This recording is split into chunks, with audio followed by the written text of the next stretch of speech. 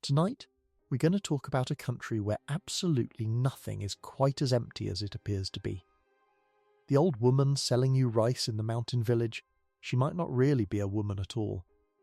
The traveller who shares your fire on a cold night, extending pale hands toward the flame, saying so little, watching you so intently, well, she might exist somewhere else entirely, and you might not survive the morning to figure out where. The tea kettle in your kitchen, if you have owned it long enough, if it has heard enough of your household's quiet conversations across enough seasons, might one day just sprout a badger's tail, dance across the floor on little stubby legs, and demand to be treated with proper respect. This is old Japan, and in old Japan the world was very, very full. Full of what exactly? Well, that is what we are here to talk about tonight. Because the Japanese did not populate their landscape with just the ordinary things.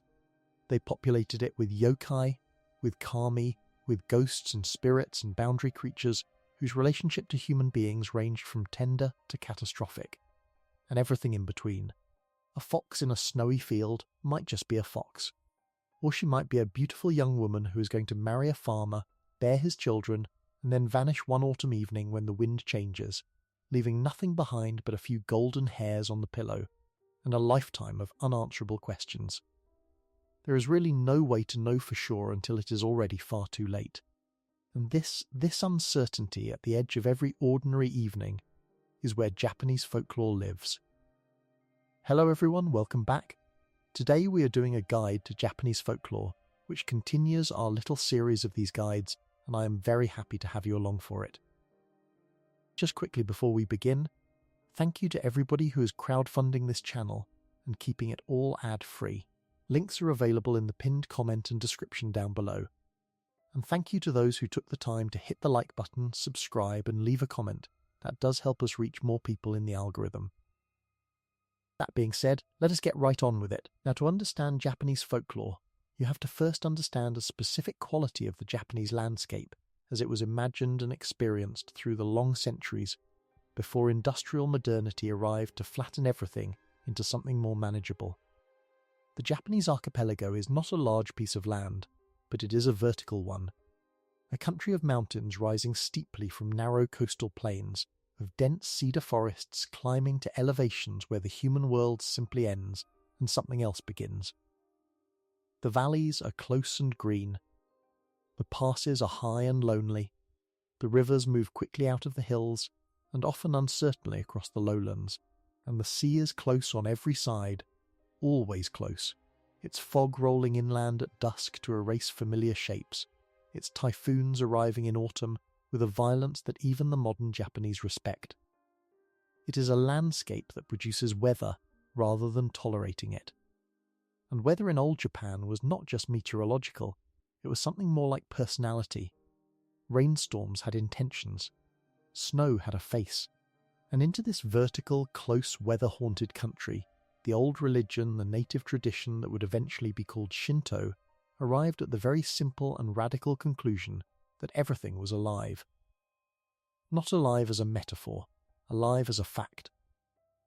Every mountain had a kami, every river had a kami, every unusually shaped rock, every ancient tree, every waterfall, every crossroads, every threshold, every hearth, every well.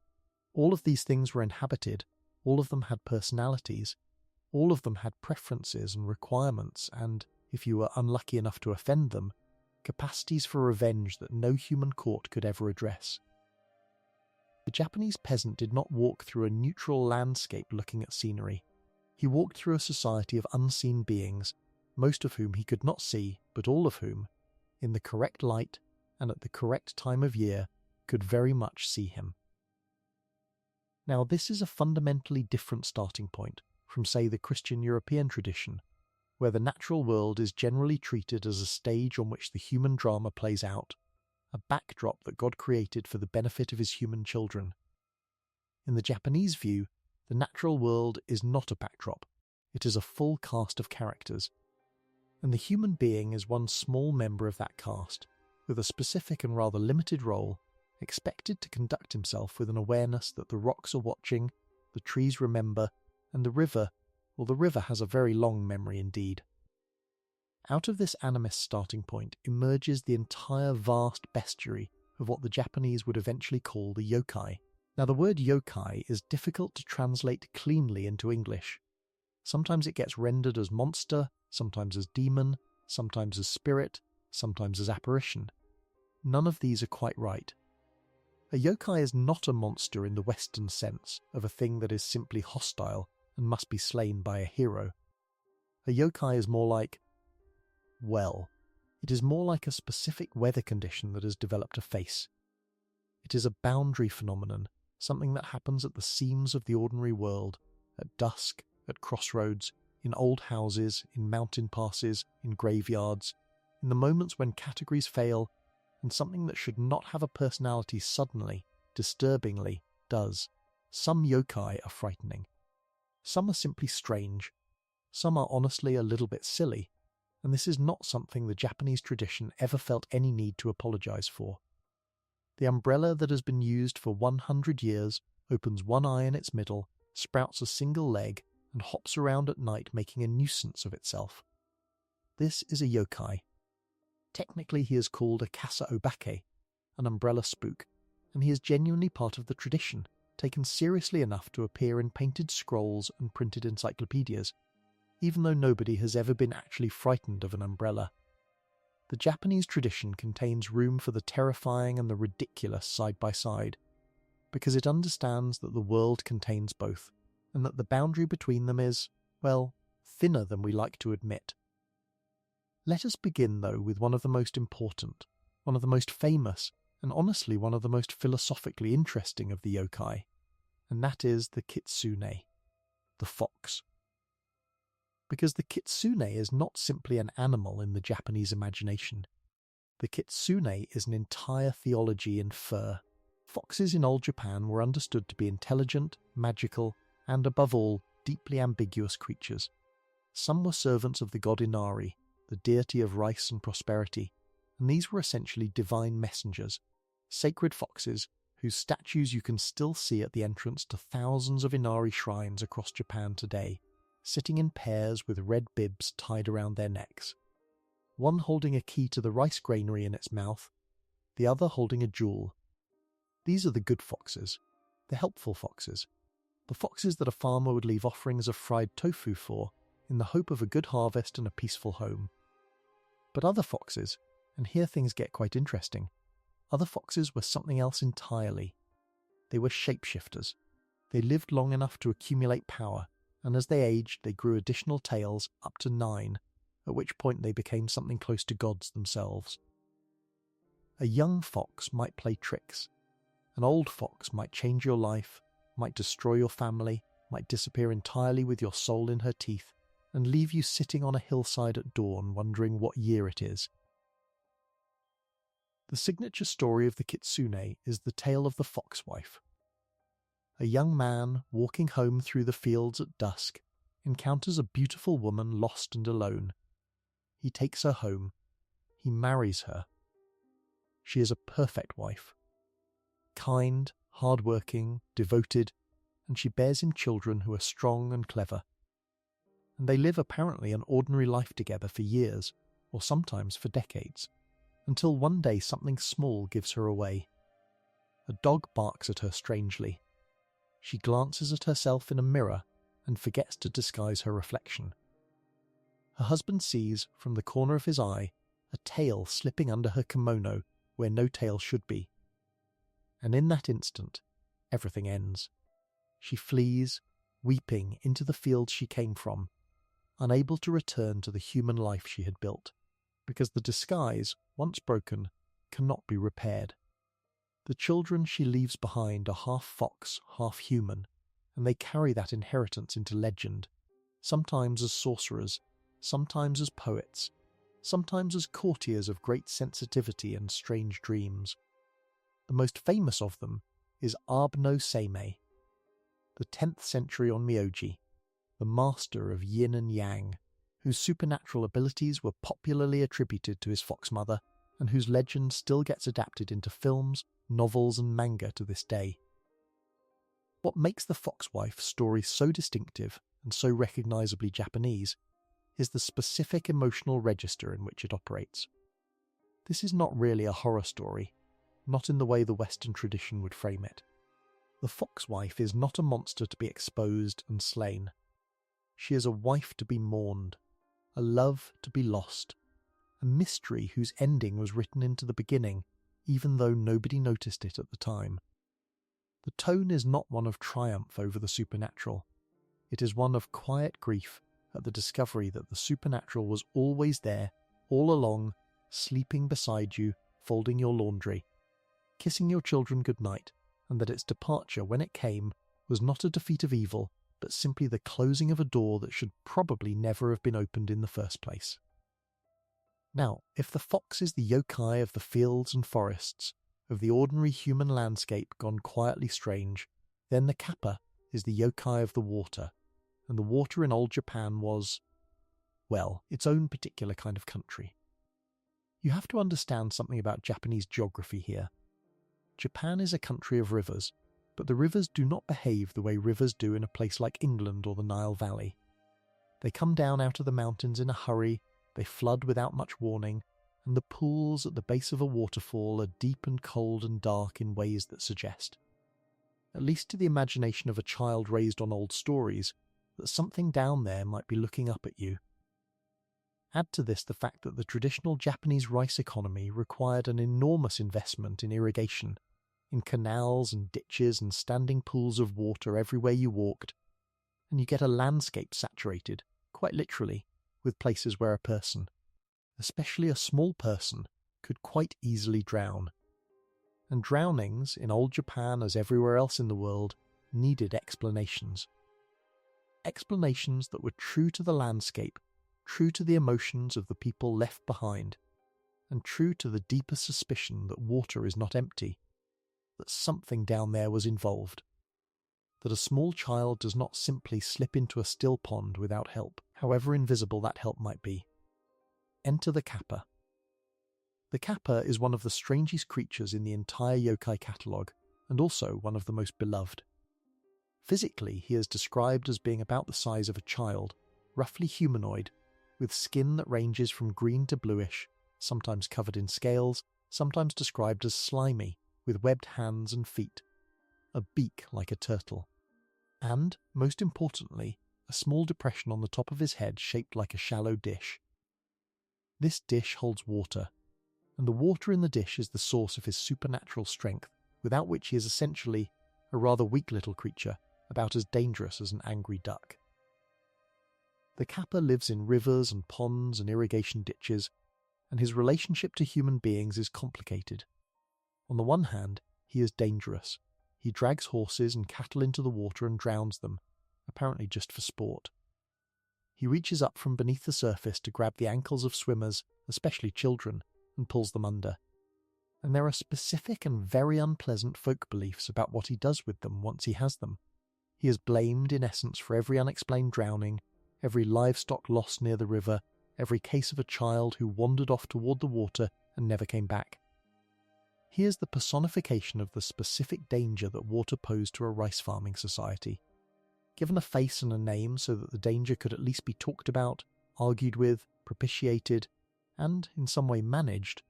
But here is where the kappa becomes genuinely interesting, and genuinely Japanese in the specific texture of his folklore, because for all his dangerousness, the kappa is not implacable. He can be defeated. He can even be befriended, and the method of defeating him is one of the most delightful little pieces of practical folk wisdom in the entire tradition. Because you see, the kappa, for all his aquatic menace, is obsessively, ritually, almost fanatically polite. He is a creature of protocols. And if you meet a kappa on the riverbank, and you bow to him deeply and formally, as one would bow to any respectable acquaintance, the kappa is compelled by the deep logic of his own nature to bow back, and when he bows, the water in the dish on top of his head spills out, and the moment the water is gone, so is his strength.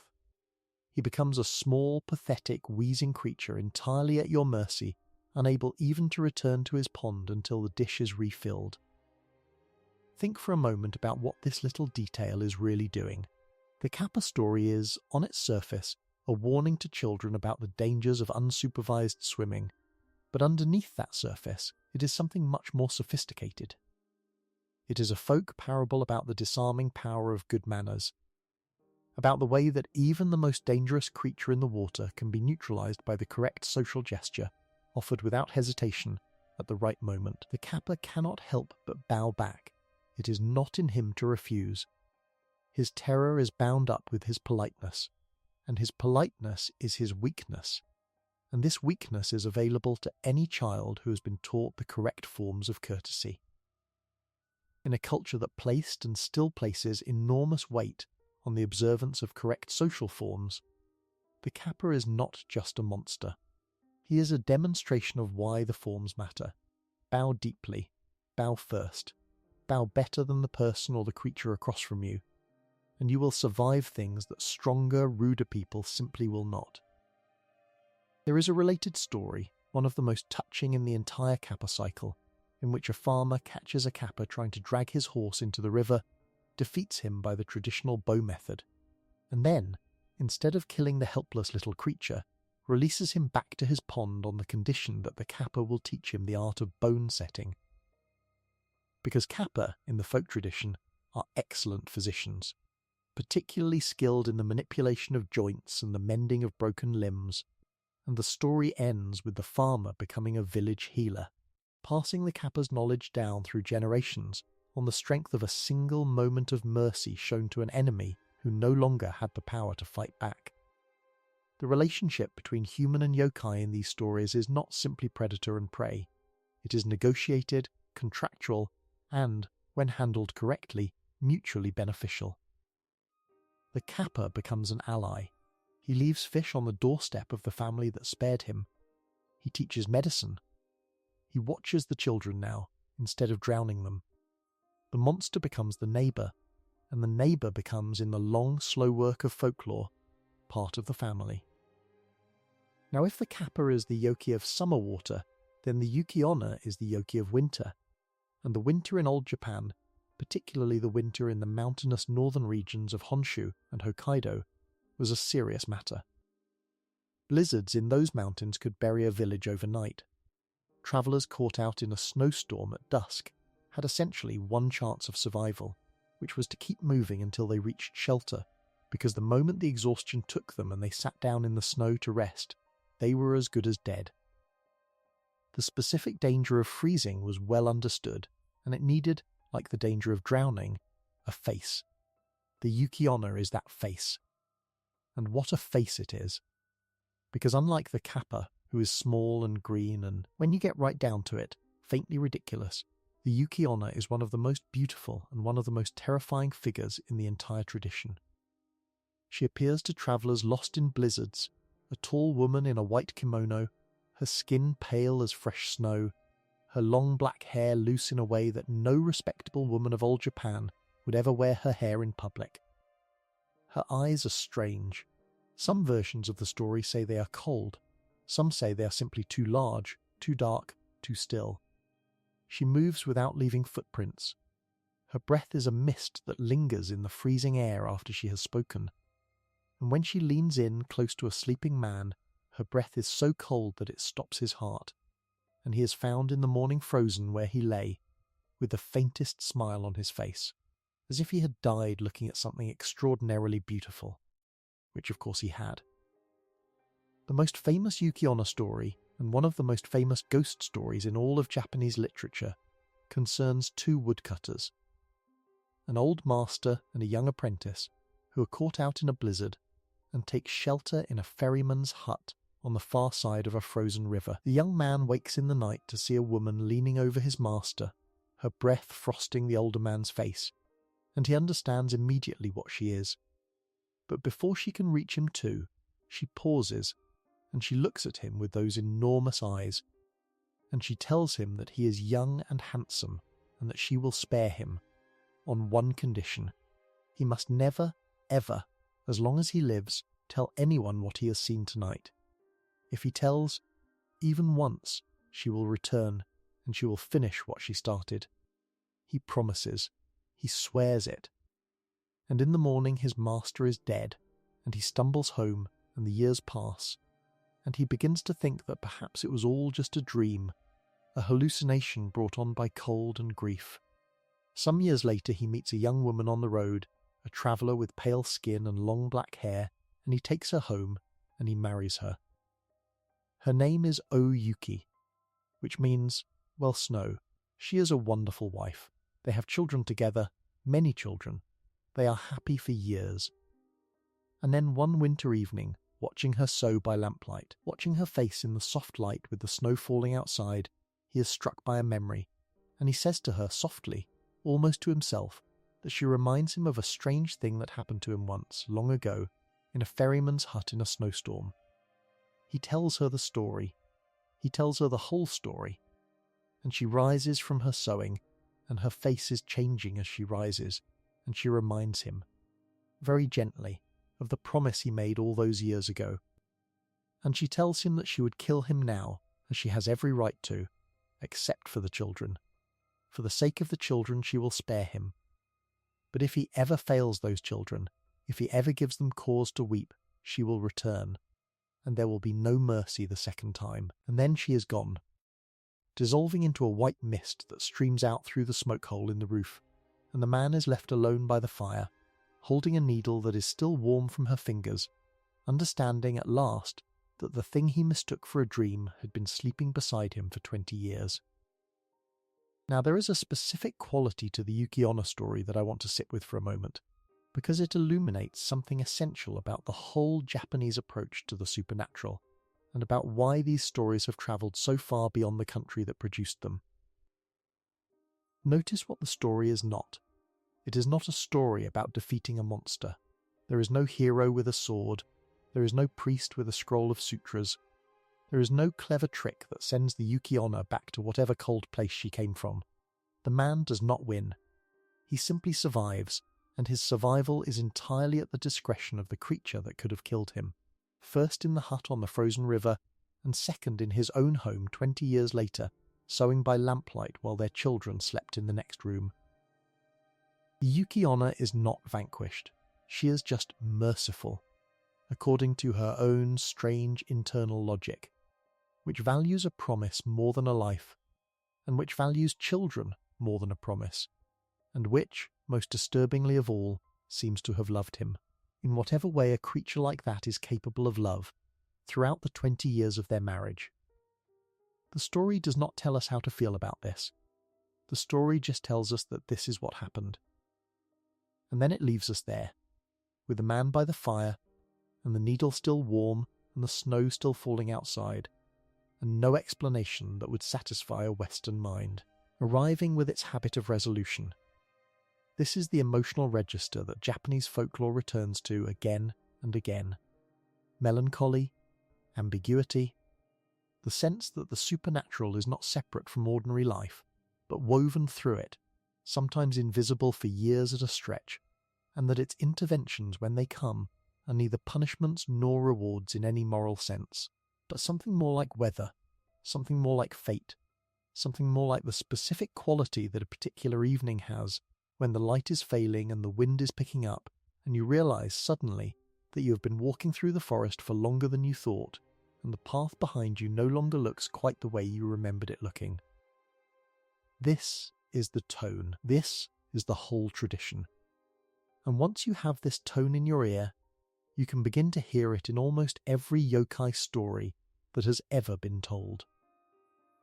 Let us continue then, and let us talk about a category of being that operates by a slightly different logic, because I promised you at the outset that in old Japan even objects had souls, and this promise deserves to be delivered on. Enter the Tsukumogami. The word Tsukumogami literally means something like tool spirit or artifact god, and it refers to a specific and rather delightful category of yokai that comes into existence when an ordinary household object survives to the age of 100 years. At that point, according to the folk belief, the object wakes up. It develops a consciousness. It develops preferences. It develops sometimes a face and limbs and a personality, and it becomes something that must be reckoned with, either as a friend or as a nuisance, or in unfortunate cases as an enemy. The list of things that can become tsukumogami is essentially unlimited. Sandals become tsukumogami. Umbrellas become tsukumogami. Lanterns, tea kettles, biwa lutes, mortars and pestles, folding screens and, in one particularly famous illustration, a pair of straw sandals that acquires eyes and begins to hop through the house at night, looking rather aggrieved about the whole situation, because straw sandals are not really designed for consciousness, and the experience is not entirely comfortable for them. Some of these awakened objects are benign, or at least neutral. They shuffle around at night, they make small noises. They generally do not do very much beyond existing and apparently being irritated that they were not thanked more often during their long years of service. Others are more actively troublesome. They break things. They frighten the children. They tangle themselves in complicated ways that require a priest to come and sort out. But there is a very deep idea buried inside the tsukumogami tradition, and it is worth pausing on, because it explains something important about how the Japanese relationship to the material world differed from the Western one. The idea is roughly this: objects that have served a household faithfully for a century are entitled to respect, and the specific form of that respect is that they should not be casually discarded. A tea kettle that has boiled water for 4 or 5 generations is not a piece of trash. It has been present at births, at deaths, at illnesses, at reconciliations after quarrels. It has heard things. It has warmed hands that no longer exist. And when its time is finally done, when it can no longer perform its function, the correct response is not to throw it in the rubbish heap. The correct response is to hold a small ceremony, to thank the object for its service, and to dispose of it with the same kind of respect that one would show to a departed family member. This is not a metaphor, or rather it is a metaphor that has been taken so seriously for so long that it has stopped being a metaphor and has become a practice, embedded in the actual daily behaviour of actual people, for generations. And this is not just folklore, this is a living tradition in Japan today.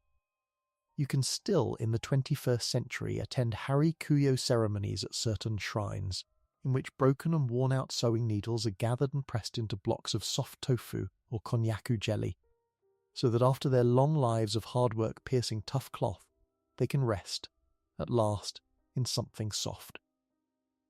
Buddhist priests chant sutras over them. The needles are then interred at the shrine. This is an actual thing that actually happens. It happens every February the 8th. Real people go, real needles are put to rest, real prayers are said. Doll cemeteries exist, Ningyo-Kuyo shrines where children's dolls that have been outgrown are brought by their former owners and given proper funerals rather than being thrown away, because a doll that has been loved by a child is understood to have absorbed something of that love, and that absorbed love is understood to be, in some real sense, a soul, and souls, even the small quiet souls of objects, deserve better than the trash heap. Now, whether you personally believe that a 100-year-old umbrella will actually sprout a leg and hop around, that is not really the question.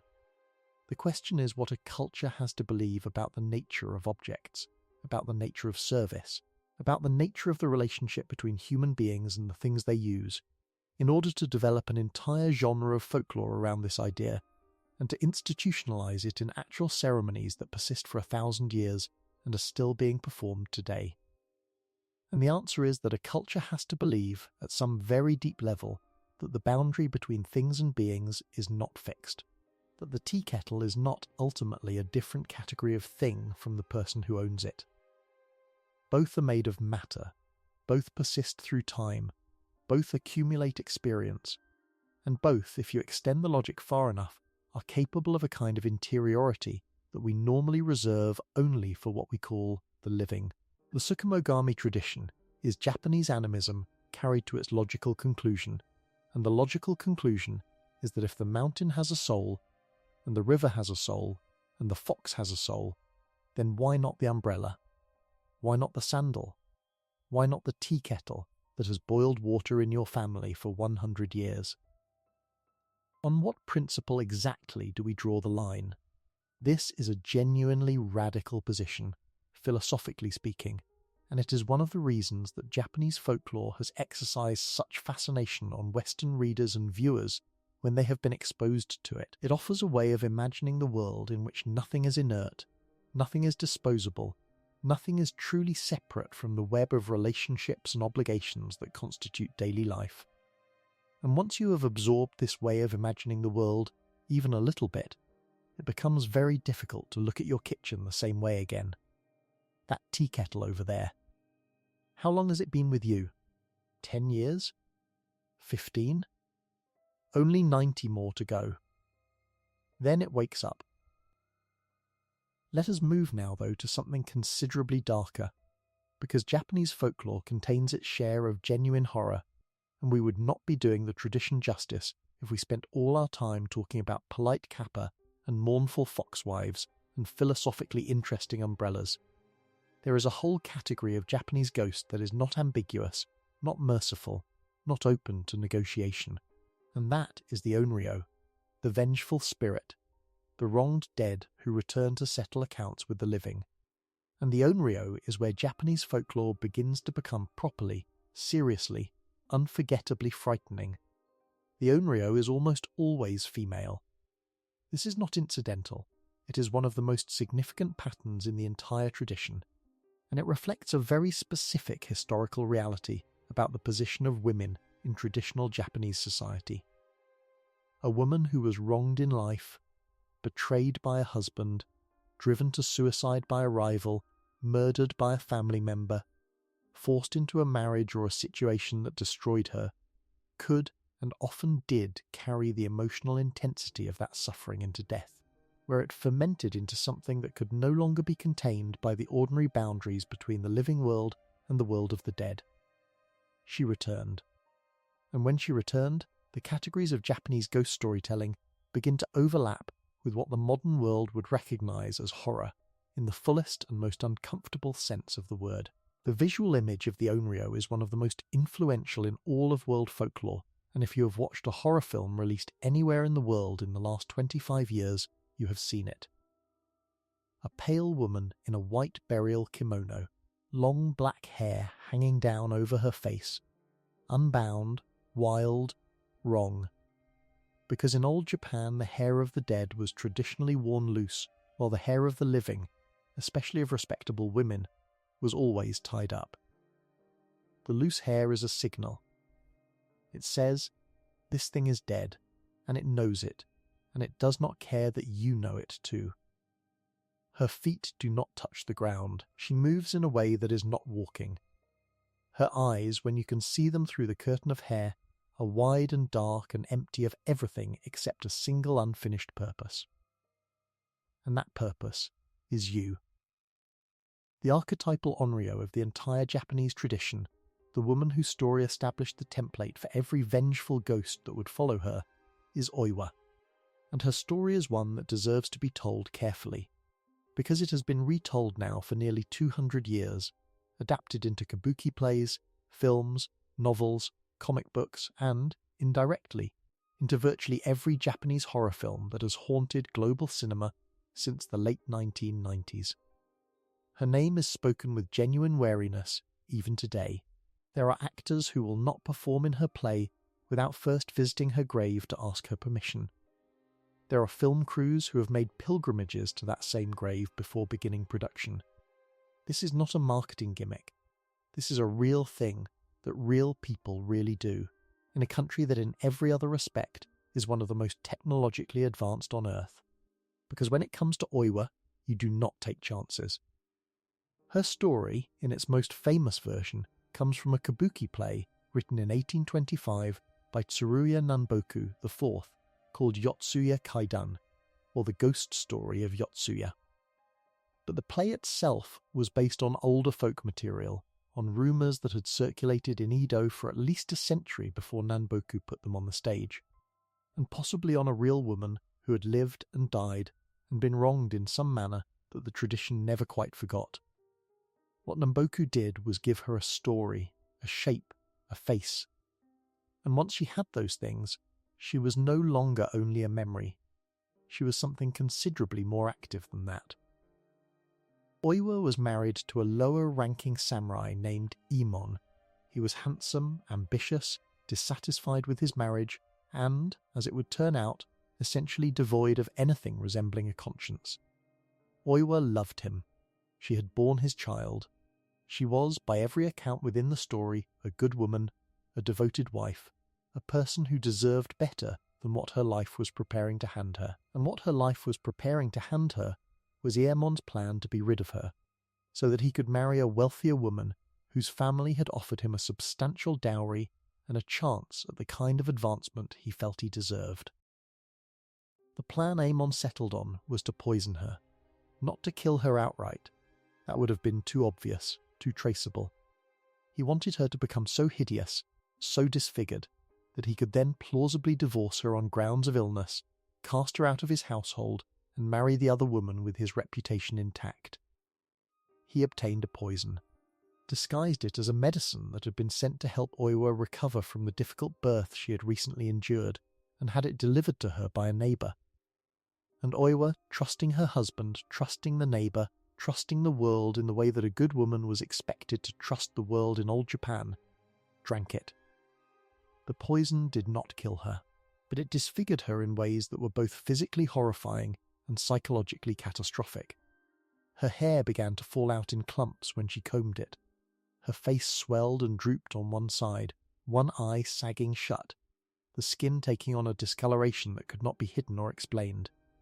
The famous image of Oiwa, the one that has become the model for every vengeful ghost in Japanese cinema, comes from this moment, the moment when she looks at herself in the mirror for the first time after the poisoning and sees what has been done to her. Her hair coming out in her hand, her face no longer her own. And behind the horror of what she is seeing, the slow dawning recognition that she has not simply fallen ill.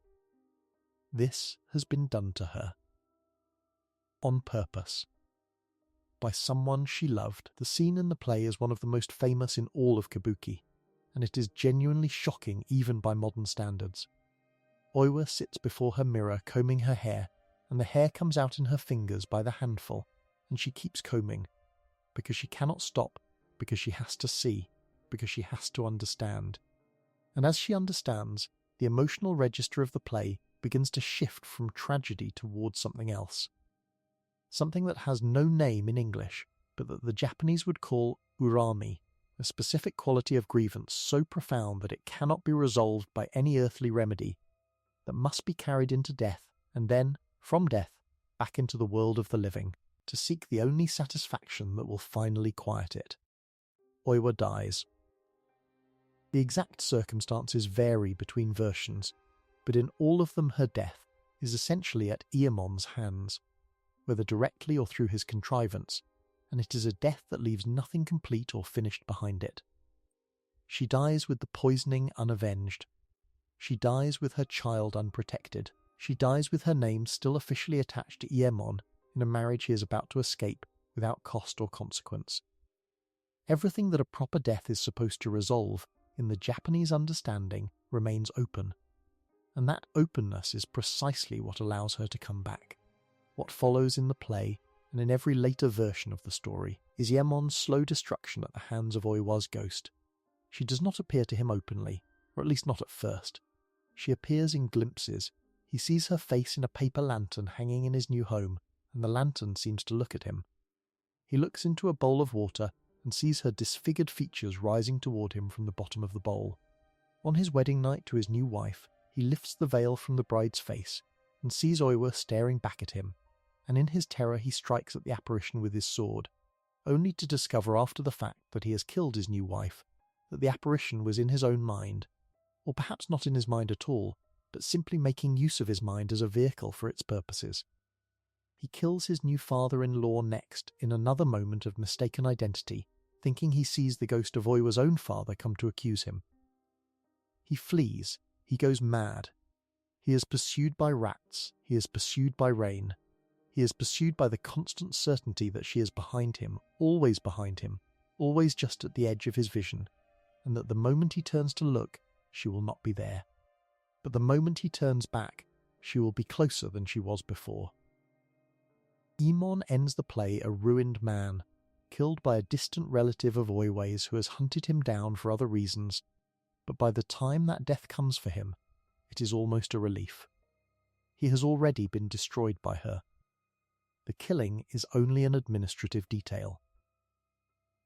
Now there is something worth understanding about the specific mechanics of Oiwa's revenge, because they illuminate the general logic of the Onryo tradition as a whole.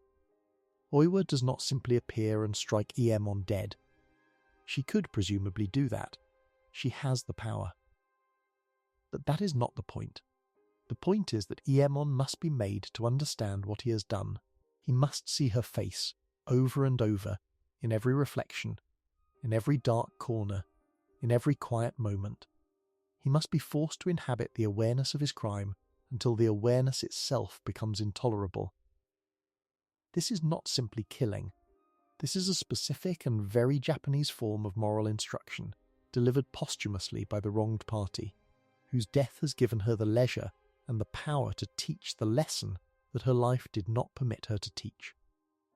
The Onryo is not, in the end, just a monster. She is a corrective. She is the return of an accounting that the ordinary social order failed to render. She is, in a certain grim sense, justice, arriving late, arriving in a form that no one wanted, but arriving nonetheless, because the alternative, a world in which women could be poisoned and disposed of by their husbands without consequence, was not a world the folk tradition was willing to accept.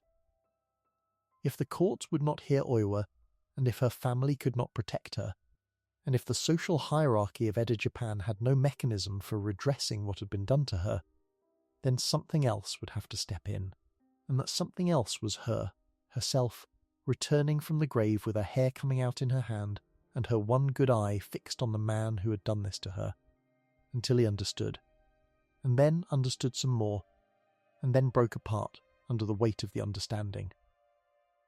There is a lesson embedded in this story that goes beyond horror, and it is worth sitting with. In a society where certain kinds of wrongs went unaddressed by the official channels, folklore stepped in and provided the addressing itself, not through a courtroom, not through a hero with a sword, but through the specific narrative machinery of the vengeful ghost, whose existence in the imagination of the culture served as a kind of unofficial deterrent, whispering to every husband, every rival, every scheming stepmother, every corrupt magistrate, that the wronged do not always stay dead, that the account you think you have closed is not necessarily closed, that the woman you have poisoned and disposed of may not have finished with you yet, and that when she returns, and she will not be interested in your explanations. She will only be interested in your face, and in what your face looks like when it finally understands. This is a heavy story to sit with, and I want to leave it there for a moment and turn the light down slightly and lead us into a different but related territory. Because the Onryo is only one of several types of ghost that Japanese folklore recognized, and the others deserve their own careful attention. There is the Ubume, the ghost of a woman who died in childbirth, wandering in the night carrying an infant, offering the bundle to any traveller she meets, and the traveller who accepts the bundle discovers that it grows heavier and heavier until it is stone in his arms and he cannot let it go. There is the Funayurai, the ghosts of drowned sailors, appearing to ships at sea in ghostly boats of their own, asking politely, so politely, for a ladle so that they can bail out their vessel, and any sailor who hands them a ladle with the bottom still in it will see them use it instead to fill his own ship with water and drag it down. There is the Jikaninki, the corpse-eating ghost, cursed to feed on the dead because of unrepented greed in life. There is the Gaki, the hungry ghost, whose belly is enormous, but whose mouth is the size of a needle's eye, doomed to eternal hunger. There is the Noprobo, the faceless one, encountered on lonely roads at night, who turns and reveals a smooth blank oval where his face should be, and then laughs at your terror, and behind you when you flee to the nearest lantern for safety, the lantern seller turns and lifts his own smooth blank face, and laughs too. The Noprobo story is worth pausing on for a moment, because it operates on a slightly different frequency from the other ghost tales, and understanding that frequency will help us understand what happens next in our tour through this strange country. The story, in its classic form, is very simple. A man is walking home late at night along a lonely road beside a moat in Edo. He sees a woman crouched by the water, weeping softly. He is a decent man. He stops. He asks her what is wrong, whether she has been hurt, whether he can help. She does not answer. She only weeps harder, her shoulders shaking, her long hair hiding her face. He becomes concerned. He asks again, more urgently. He reaches out to touch her shoulder, gently, respectfully, and she turns to him at last, and where her face should be, there is nothing. Smooth skin from her chin to her hairline. No eyes, no nose, no mouth, just a blank oval of skin where a face used to be, and now is not. He runs. Of course he runs. He runs until his lungs are burning and his legs will not carry him further, and he sees ahead of him a small food stall lit by a paper lantern, a sober noodle seller working late into the night, and he collapses against the stall gasping for breath. The noodle seller, an older man with his back turned, asks him what is the matter, and the terrified man begins to babble out his story. There was a woman by the moat. She had no face. She had nothing where her face should be, just skin, just blank skin. And the noodle seller, still with his back turned, says quite calmly, "Oh yes, did the face look something like this?" And he turns around. And of course, his face too is smooth, empty, blank, an oval of skin with nothing on it, and the lantern flickers, and the story ends, and we are left alone in the dark with the specific realization that there is no safe place, that the second face is worse than the first, because it means the first was not an isolated horror, but a pattern, and that the world you thought you were walking home through was never the world at all. Notice what this story is not doing. There is no moral. There is no wronged party seeking justice. There is no lesson about politeness or generosity or the correct treatment of household objects. The Noperabo is not vengeful. It is not hungry. It is not even, as far as we can tell, malevolent in any active sense. It just wants to show you its face, or rather its absence of one. And once it has shown you, its work is done. What it has done to you, on the inside, in the specific machinery by which you make sense of the world, is not really its problem. It has communicated something. And the something it has communicated is this: the world is not what you think it is, and the confidence you have in the ordinary appearance of ordinary faces is a confidence you did not earn and cannot really justify. And once that confidence is broken, well, we cannot be responsible for what breaks along with it. This is horror at its purest and most philosophical, and it is a strain of Japanese folklore that runs alongside all the more moralistic material we have been discussing. Some yokai teach you lessons, some ghosts settle accounts, but some of them just are, existing in the folds and creases of the ordinary world and appearing to remind you, at moments when you thought you were safe, that safety was always an assumption you were making without evidence, and that the evidence, when it finally arrived, would arrive in a form that no one had prepared you for. Now all of this material, this vast catalogue of foxes and kappa and yuki-onna and tsukumogami and onryo and noperabo and all the rest of them, existed for centuries in Japan as an oral tradition, passed down in villages by grandmothers, by travelling storytellers, by Buddhist priests using ghost stories to illustrate the doctrine of karma, by parents warning their children away from ponds and mountains and unlit roads. It was a living thing, but like every living oral tradition, it existed in a diffuse and unorganized state, changing from one region to another, one teller to the next, resistant to any tidy summary, always in motion. And this state of affairs continued until something happened in Japan that changed everything. What happened was the Edo period. Now, to understand what the Edo period did to Japanese folklore, you have to understand a little bit about what the Edo period was. In the year 1603, after nearly a century of civil war, a warlord named Tokugawa Ieyasu finally consolidated power over the entire Japanese archipelago and had himself appointed shogun, effective military ruler of the country, with the emperor retained as a purely ceremonial figure in Kyoto. Ieyasu and his descendants would rule Japan for the next 265 years from their new capital at Edo, which is the city we now call Tokyo, and their rule imposed on the country a degree of peace, stability and social organization that Japan had never previously experienced. This peace, however, came at a considerable price. Japan under the Tokugawa was closed. It was closed to foreigners, closed to foreign trade with the exception of a tightly controlled Dutch outpost in Nagasaki, closed to foreign religion, closed to foreign ideas, and closed within itself into a rigid system of social classes, each with its own permitted occupations, its own permitted clothing, its own permitted movements. The samurai were on top, the peasants were below them, and were technically respected as the producers of rice, though in practice they were often the most heavily taxed. The artisans were below the peasants. The merchants were officially at the bottom of the respectable social order, even though in practice, over the course of the Edo period, they became by far the wealthiest and most culturally influential class in the country. Below all of them were the various outcast groups, and outside the system entirely were the priests, the actors, the courtesans, and other liminal figures. Now, into this closed and rigidly organized society, something interesting happened. The merchant class, wealthy but denied social prestige, began to develop its own distinctive urban culture, centered on the entertainment districts of the great cities, Edo, Osaka, and Kyoto in particular.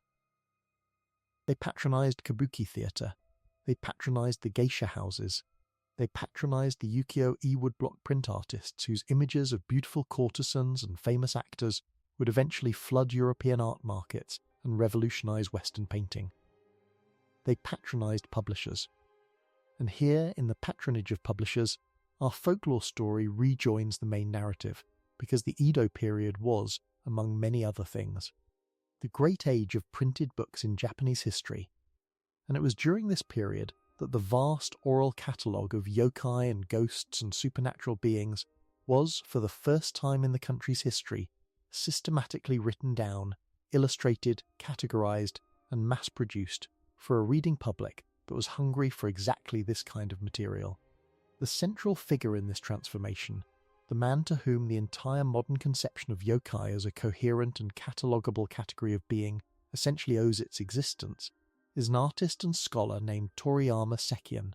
Sekion lived from 1712 to 1788, working in Edo during the middle of the Tokugawa peace, and beginning in 1776, he began publishing a series of illustrated encyclopedias of yokai that would fundamentally reshape the way the Japanese themselves understood their own folk tradition.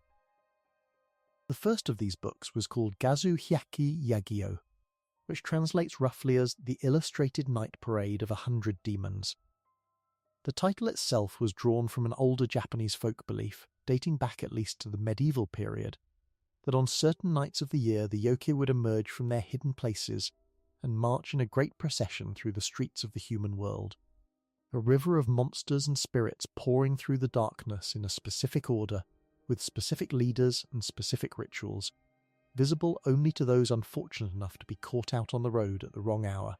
To see the Hyaki Yagyo, the night parade, was traditionally believed to result in madness or death, unless you happened to possess a specific Buddhist charm that could hide you from their awareness. Sekion took this old and rather terrifying folk belief and turned it into something entirely new. He treated the yokai not as things to be feared and fled from, but as things to be looked at, drawn, described, and enjoyed. His book presents them one by one, each with its own woodblock illustration, each with its own name, each with a brief explanatory text describing its habits, its habitats, its powers, and its distinctive features. It is a field guide. It is essentially the yokai equivalent of Audubon's Birds of America.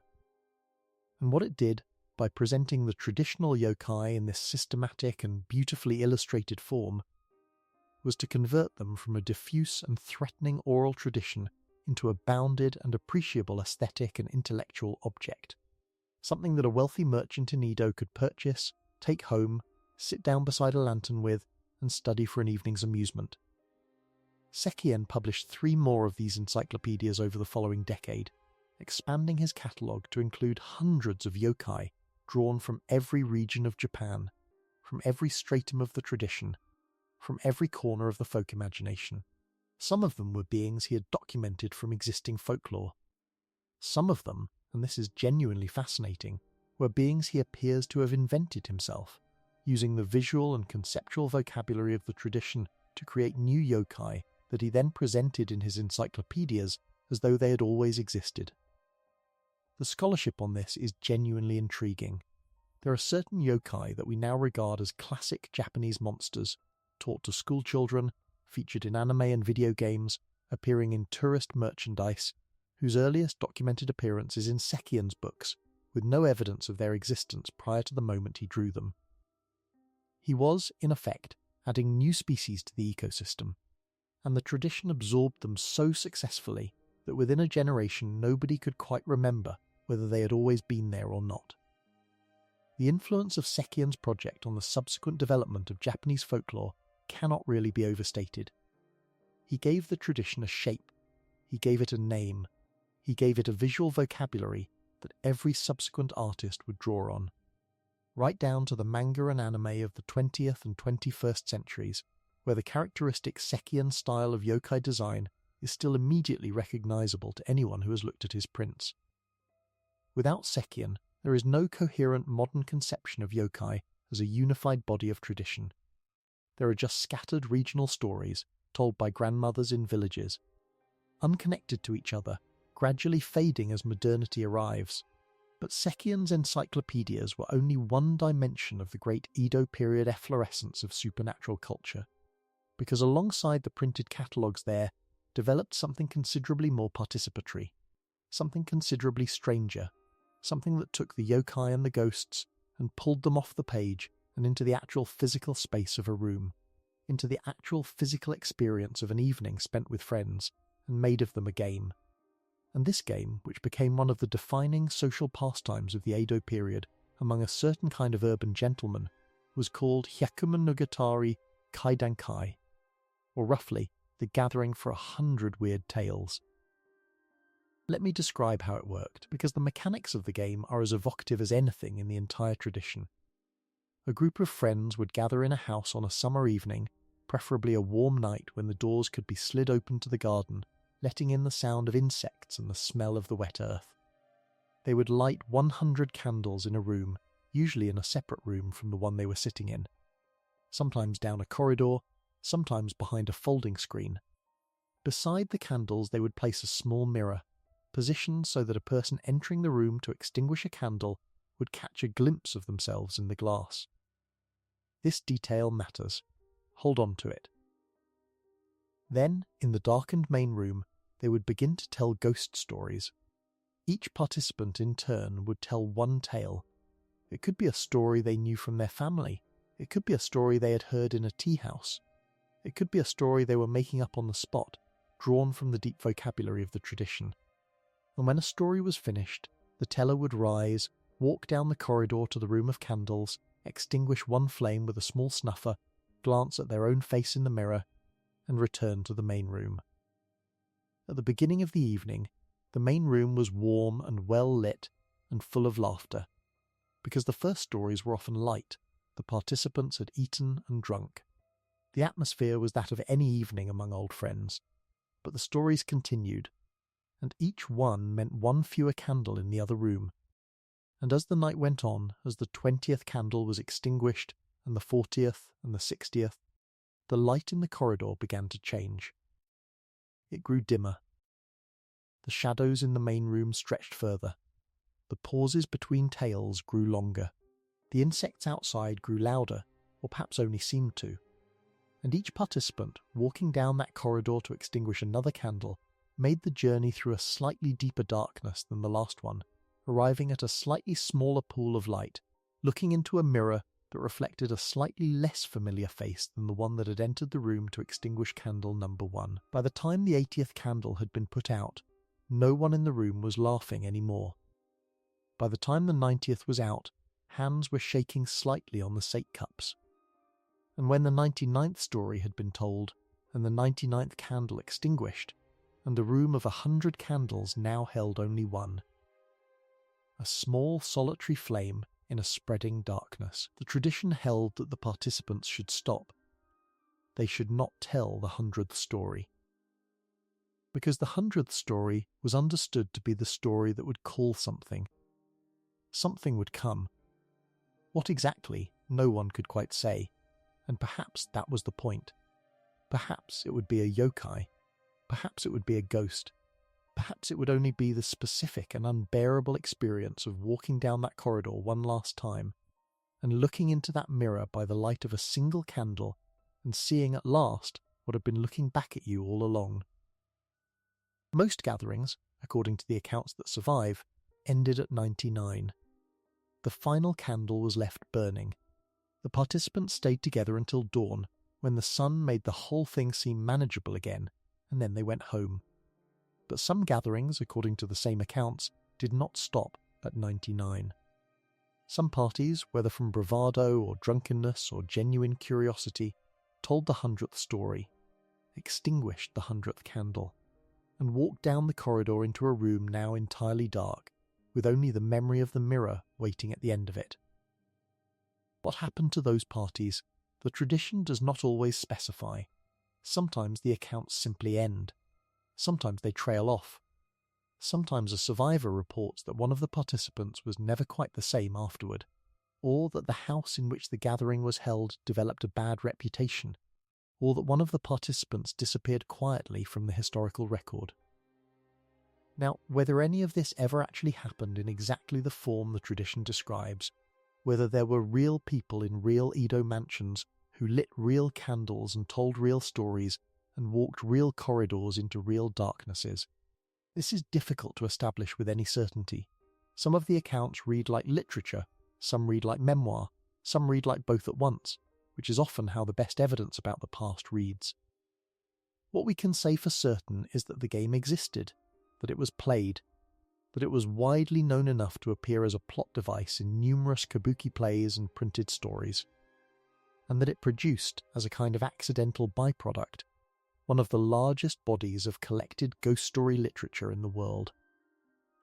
Because here is the thing about Hyakumonogatari. If you are going to gather with your friends and tell 100 stories in a single evening, you had better have 100 stories. And nobody, no matter how skilled a storyteller, can produce 100 stories entirely from memory. So people began writing them down. Compilations of appropriate tales began to be published, aimed at hosts who wanted to prepare for a gathering. These compilations, which came to be called kaidan collections, kaidan meaning something like weird tale or ghost story, proliferated across the Edo period until they constituted a major genre of Japanese popular literature. Anthology after anthology of ghost stories was printed, distributed and consumed by an urban reading public that could not get enough of them. Some of these anthologies were straightforwardly folk material, transcribed from oral sources. Others were more literary constructions, essentially short stories written in the ghost tale mode by professional authors who had absorbed the traditional conventions and could produce new material within them. The most famous of the literary kaidan writers was a scholar named Ueda Akinari, whose 1776 collection Ugetsu Monogatari, or Tales of Moonlight and Rain, is considered one of the great works of pre-modern Japanese literature, adapted into films and studied in universities to this day. Akinari worked at the level of high art, taking the folk conventions of the ghost story and refining them into something with genuine literary ambition. But the material he was working with, the emotional register he was operating in, the specific relationship between the living and the dead that his stories explored, all of it came directly from the same tradition that produced the umbrella yokai and the polite kappa, and the woman by the moat with no face. The Edo period was also the period during which the kabuki theatre came into its own as a mass entertainment. And the kabuki stage very quickly discovered that ghost stories were, to put it commercially, an enormously reliable draw. The summer months in particular, when Edo grew hot and humid and oppressive, were considered the season for ghost plays, on the folk theory that a good scare would produce a shiver of cold that would take the edge off the heat. The great kabuki playwrights of the 18th and early 19th centuries, Tsuruya Nanboku foremost among them, worked at the level of genuine dramatic art in constructing plays around the vengeful ghost tradition, and their productions were technical marvels as well as dramatic ones. Stage machinery was developed specifically to allow ghosts to fly, to disappear, to emerge from wells, to appear inside paper lanterns and inside bowls of water. The famous Hochin Oiwa scene from Yotsuya Kaidan, in which Oiwa's face materializes inside a paper lantern hanging above the stage, was accomplished with a specific mechanical device that generations of stagehands were trained to operate, and audiences would gasp and scream and, according to numerous accounts, sometimes actually flee the theatre in genuine terror when the moment arrived. All of this, taken together, added up to something historically remarkable. Japan in the Edo period was essentially the first culture in world history to develop an organised commercial entertainment industry around the ghost story as a genre. Long before Victorian England discovered the pleasures of the seance, long before the golden age of Hollywood horror, long before Stephen King, Edo period Japan was already, quite systematically, in the business of manufacturing and distributing the specific pleasure of being frightened by a well-told supernatural tale. The Kaidan anthologies, the kabuki plays, the Sekien encyclopedias, the Hyaku Monogatari gatherings.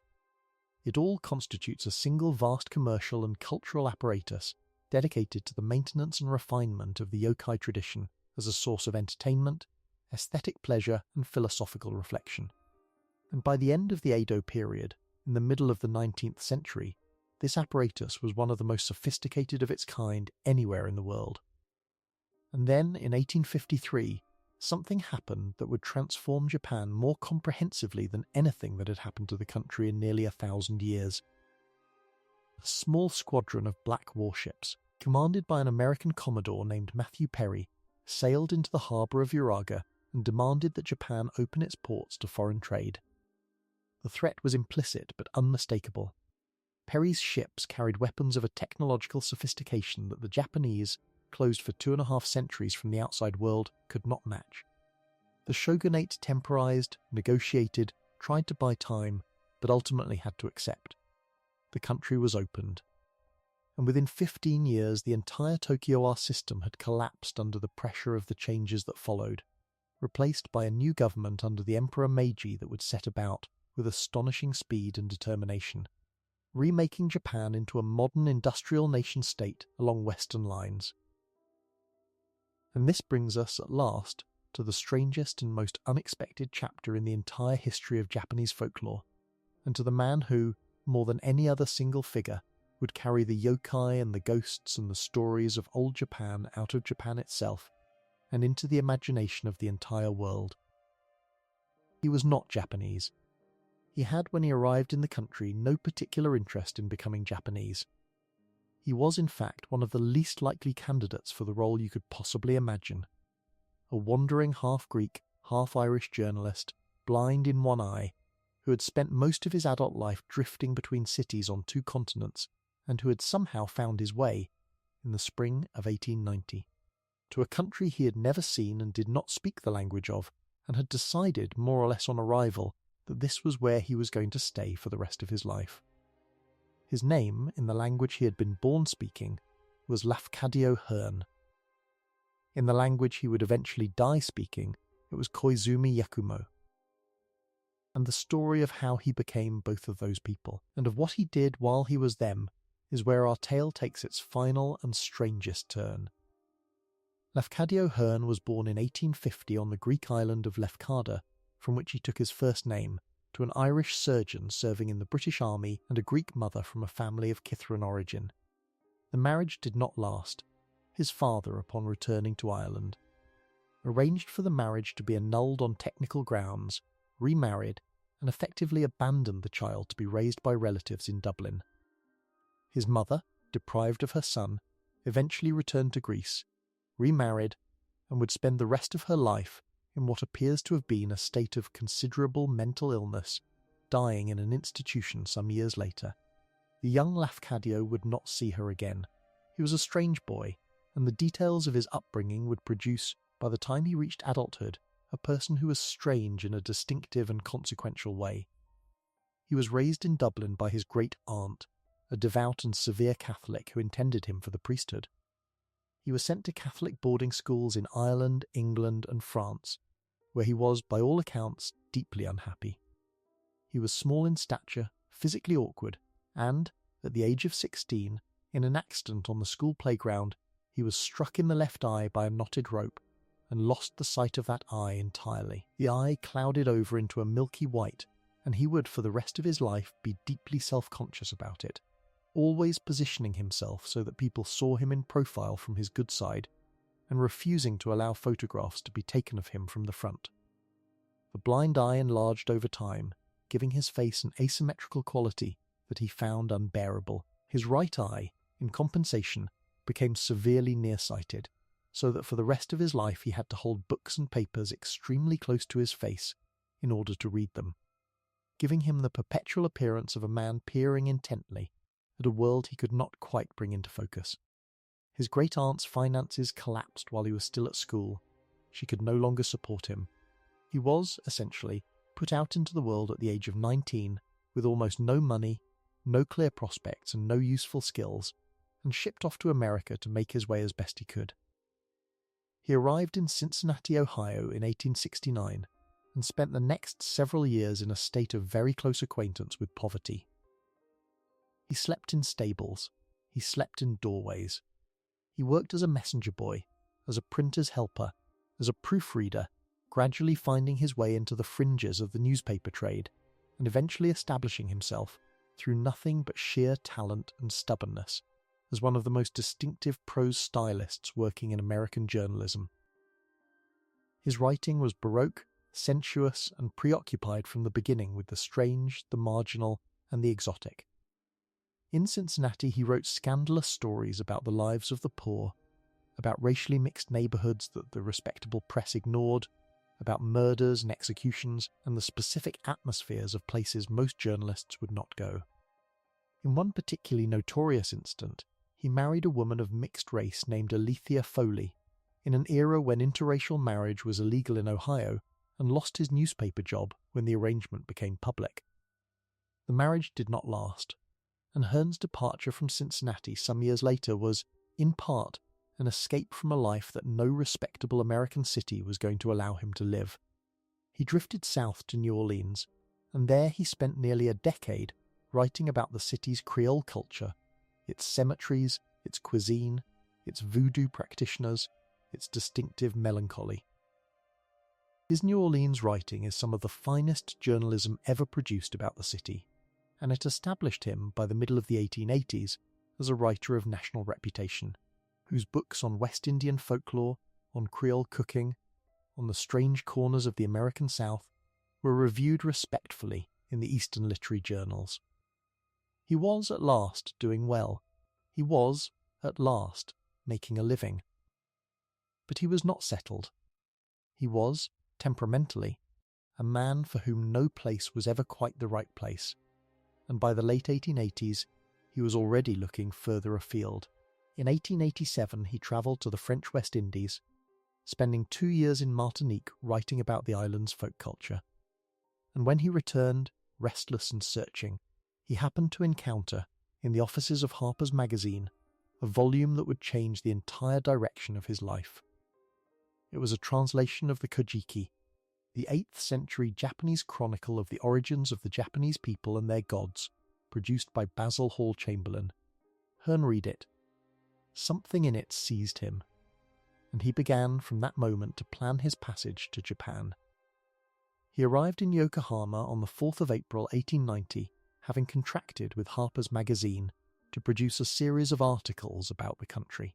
The contract fell apart almost immediately in a financial dispute, and Hearn found himself alone, essentially broke, in a country whose language he did not speak and whose customs he could not read, with no clear plan for what to do next. It should have been a disaster. It was, in fact, the beginning of the most productive and consequential period of his life. Through the intercession of Basil Hall Chamberlain, whose Kojiki translation had brought Hearn to Japan in the first place, and who was now professor of Japanese at the Imperial University in Tokyo, Hearn was found a position as an English teacher at a middle school in the small city of Matsu, on the coast of the Sea of Japan, in the province of Izumo. This posting, offered essentially as a courtesy to keep the eccentric American occupied and paid while he figured out what he wanted to do, would turn out to be the crucial decision of Hearn's life. Because Matsu in 1890 was not simply a provincial Japanese town. It was, and to some extent still is, one of the deepest reservoirs of traditional Japanese folk culture anywhere in the country. The Izumo region is the mythological homeland of Japan's oldest gods. Its shrines are among the most ancient in the country. Its people, isolated from the modernizing rush of Tokyo, still lived in 1890, essentially within the folk world that had been in place for centuries. And into this world, this deep old Japan, walked a nearsighted, one-eyed half-Greek Irishman with a notebook, an insatiable curiosity, and, as it would soon turn out, exactly the right temperament to record what he found there before it disappeared. In Matsu, Hearn met the woman who would become his wife. Her name was Koizumi Setsu, though in most Western accounts she is referred to as Setsuko Koizumi, and she came from a formerly samurai family that had fallen on hard times in the transition from the old order to the Meiji government. The samurai class had been effectively abolished. Their stipends had been withdrawn. Families like the Koizumi found themselves suddenly impoverished, forced to survive by whatever means they could, and one of those means was to arrange domestic partnerships between their daughters and the foreign teachers and technicians who were being imported by the Meiji government in significant numbers to help modernize the country.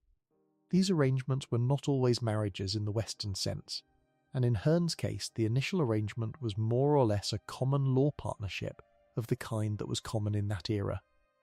But whatever the formalities, the connection between Hearn and Setsu was, from the beginning, something deeper than a convenience.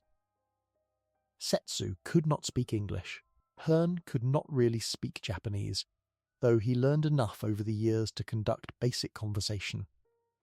And yet, somehow, over the decade and a half of their life together, they developed a shared language, a kind of pidgin they called between themselves Hearn Son Kotoba, or Mr. Hearn's language, that allowed them to communicate about everything that mattered to them. She kept his house, she managed his finances, she raised their 4 children, and in the evenings, most crucially for our story, she sat by the lamp with him, and she told him the stories. This is the piece that I want you to understand about the writing of Lafcadio Hearn, because it is the piece that explains everything else. Hearn's books on Japan, the ones that would eventually make him one of the most widely read Western writers on the country and would introduce the whole English-speaking world to the yokai and the ghosts and the strange corners of Japanese folk belief, were not the product of an outsider imposing his own imagination on foreign material. They were the product of a very particular collaboration. Setsu would gather stories from her own family's memory, from the memories of servants and neighbours, from old books she found in the used bookshops of Matsu and later of Tokyo, from priests at local shrines, from anyone who had a tale worth telling. And in the evenings, in the little lamplit rooms of the houses they successively occupied, she would tell those stories to her husband, in the halting shared language they had developed together, and he would sit close to her, holding the lamp near his good eye, and he would listen, and he would take notes, and later he would go to his desk and turn what she had told him into the delicate, precise, hauntingly beautiful English prose that would eventually become the classic English language rendering of Japanese ghost lore. Setsu did not appear on the covers of her husband's books. This was 1890s Japan and 1890s American publishing, and the idea of listing a Japanese wife as co-author of an English-language ethnographic work would have been unthinkable to virtually everyone involved. But Setsu was, in every meaningful sense that matters, the co-author. The stories were hers. The selection of which stories to include, the emphasis on the atmospheric and the emotional over the sensational, the specific way that the old material was framed and presented, all of this came from her, filtered through her sensibility, shaped by the culture she had been born into and that Hearn had married into. He gave the stories their English form, she gave them their Japanese soul, and the two of them together produced a body of work that no other collaboration, before or since, has quite been able to duplicate. They stayed in Matzo for a little over a year. Then they moved to Kumamoto, on the island of Kyushu, where Hearn took another teaching position. Then to Kobe, where he worked for a time as a journalist. And finally to Tokyo, where he took up the chair of English literature at the Imperial University in 1896, and where he would remain for the rest of his life. By the time of the Tokyo move, he had legally become a Japanese citizen, which required him to be adopted into his wife's family, taking her family name of Koizumi. He chose for himself the given name Yakumo, meaning 8 clouds, drawn from an ancient Japanese poem attributed to the god Susanoo about the province of Izumo, where he had first arrived in the country and where his transformation had begun. From that point onward, in Japan, he was Koizumi Yakumo, and it was under that name that the last and greatest of his books would be written. The book that would seal Lafcadio Hearn's reputation, and that would carry the folklore of old Japan into the imagination of the entire English-speaking world, was published in Boston in the year 1904, only a few months before its author's death. It was called Kwaidan, which is simply an older romanization of the word kaidan that we have already met, the Japanese term for a weird or ghostly tale. The book is a collection of 17 stories gathered by Setsu from various Japanese sources and rendered by Hearn into a form of English prose that has, in the century and a quarter since, essentially never gone out of print, and has never been surpassed as an English rendering of the Japanese ghost story tradition. What makes Kwaidan such an extraordinary book, and what makes it worth pausing on before we bring our tour of the tradition to its close, is the specific quality of Hearn's ear for the emotional register of the material. He understood, in a way that very few Western writers before or since have understood, that the Japanese ghost story is not, at its core, a story about being frightened. It is a story about being moved. It is a story about the specific melancholy that arrives at the intersection of the ordinary and the impossible, and about the way that this melancholy is, in its own strange way, one of the most human emotions available to us. He knew that the point of the Yuki Onna story is not the moment when the snow woman kills the woodcutter. The point is the 20 years of marriage that come afterward, and the moment by the fire when the man tells his wife the story he was never supposed to tell, and she looks up from her sewing and reveals, with quiet mercy, that she has been listening to him all along. Hearn understood this. He built his prose around it. And the result is a book that reads, even now, like something written from inside the tradition, rather than from outside it. Let me tell you one of the stories from Kwaidan, in outline, because I think it will let you feel what Hearn was doing, and because the story itself is one of the most beautiful in the entire book. It is called Hoichi the Earless, and it goes like this. In the 12th century, there was a great naval battle at Dan no Ura, at the western tip of the Japanese archipelago, between 2 rival clans, the Taira and the Minamoto. The Taira lost. Their entire fleet was destroyed. Their child emperor, who had been carried aboard one of the ships by his grandmother, was drowned when she leapt into the sea with him rather than allow him to be captured. The women of the imperial court drowned with them. The Taira samurai, seeing that all was lost, drowned themselves in their armour. The sea at Dan no Ura, for a long time afterward, was said to be full of ghosts. Fishermen reported that the crabs of that stretch of water bore human faces on their backs, the angry faces of drowned samurai, and this belief persisted for so long and so widely that even today the crabs of the region are called haikagani, haika being another name for the Taira, and the pattern on their shells does in fact bear an uncanny resemblance to a scowling warrior's face. This is not something Hearn invented, this is something you can look up. The crabs are real.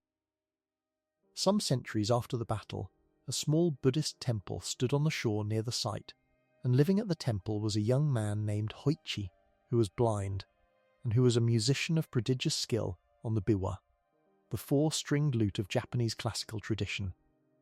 Hoichi's particular specialty was the recitation to biwa accompaniment of the Tale of the Hike, the great medieval epic that recounts the very battle of Dan no Ura that had produced the ghosts. His performance of the climactic chapters, the drowning of the child emperor, the death of the Taira women, the final destruction of the clan, was said to be so powerful that even hardened warriors would weep to hear it. One night, sitting alone on the veranda of the temple, Hoiki heard a voice. A samurai had come to fetch him, saying that a great lord was staying nearby and had heard of Hoichi's skill, and requested that he come and perform the Tale of the Heike for the assembled company. Hoichi, being blind and being humble, and being a servant of the temple, agreed. The samurai took him by the hand and led him away. He was brought to a great hall, or so it seemed to his blindness. He could hear the whisper of silk robes, the movement of many people arranging themselves to listen, the quiet, respectful attention of what seemed to be a very large and very distinguished audience. A woman's voice, aged and refined, spoke to him with courtly formality, requesting that he play the section of the tale concerning the death of the young emperor at Dan no Ura. Hoichi tuned his biwa and began. He played all night. When he had finished, the audience wept, and their weeping was strange, a low soft sound like wind through pines, and the aged voice thanked him, and told him that the Lord was very moved, and that Hoichi must return the following night, and every night for the next 7 nights, to complete the recitation of the tale. He was led back to the temple. He told no one where he had been. He had been sworn to secrecy about the Lord's identity. The next night, he was fetched again, and the next, and the next. The priests of the temple began to notice that Hoichi was disappearing every evening and returning at dawn, exhausted and pale. They followed him, in secret, and what they saw was this. Hoichi sitting alone in the graveyard of the temple, in the pouring rain, playing the biwa passionately for an audience that consisted entirely of the tombs of drowned Taira samurai, whose spectral fires flickered around him in the darkness, dozens of them, hundreds, gathered close to hear the story of their own destruction told by a blind man who did not know that he was being consumed, night by night, in the process of telling it. Because that is what would happen. Any human being who spent his nights performing for the dead would eventually be drawn into their number, absorbed into the audience he was playing for, and Hoichi, who could see nothing, had no way to understand where he was, or with whom. The priests took action. They brought Hoichi back to the temple. They stripped him naked, and they painted his entire body, from his head to his feet, with the text of the Heart Sutra, one of the most important sutras in Japanese Buddhism, drawn onto his skin in ink, character by character, so that no part of his body was left unmarked. The theory was that the sacred text would make him invisible to the ghosts, who would come looking for him that night, and would see nothing at all where he sat. No man, no biwa, no player, just the empty veranda of the temple and the rain falling into the courtyard. That night the samurai came. He called Hoichi's name. Hoichi, sworn to obedience, did not answer, because the priests had instructed him to stay silent no matter what he heard. The samurai walked around the veranda. He could not see Hoichi. He could not see the biwa. Everything covered in the sutra was invisible to him. But then he stopped, because floating in the air, apparently unconnected to anything else, hovering in the empty space of the veranda, were 2 ears. 2 perfect human ears, entirely uncovered by ink, because in the frantic haste of preparing Hoichi's body, the priests had forgotten to paint the outer surfaces of his ears. And the samurai, understanding that these were all that remained of the musician he had been sent to fetch, and being a servant who could not return empty-handed, drew his short knife and cut the ears off, and carried them away to his lord, so that at least some part of Hoichi could be delivered to the audience that had summoned him. Hoichi lived. He did not die of the wounds, though he never forgot the specific quality of what it had felt like to sit silent on the veranda while a ghost took the ears from his head. He became famous, ever afterward, as Mimi Nashi Hoichi, Hoichi the Earless, and the temple where these events took place still exists, and pilgrims still visit it, and the story is still told. In Kwaidan and in 1,000 other places, essentially as Hearn wrote it down from what his wife told him beside a lamp in a Tokyo house sometime in the closing years of the 19th century. Now notice what this story does. Notice the specific emotional weight of it. Hoichi is not really the villain of his own story, and yet he is punished, or at least marked, in a way that will follow him for the rest of his life. The ghosts are not really villains either. They were the victims of a war they lost 800 years ago, and their crime, if it is a crime, is only that they still want to hear the story of their own defeat one more time, told by a musician skillful enough to do it justice. The priests are not villains. They are simply frightened men trying to protect a blind boy from a fate they can barely comprehend. There is no villain in this story. There is only sadness. Sadness stretching across 8 centuries. Sadness in the graveyard on a rainy night. Sadness in the missing ears. Sadness in the specific fact that beauty, in this particular story, has a price.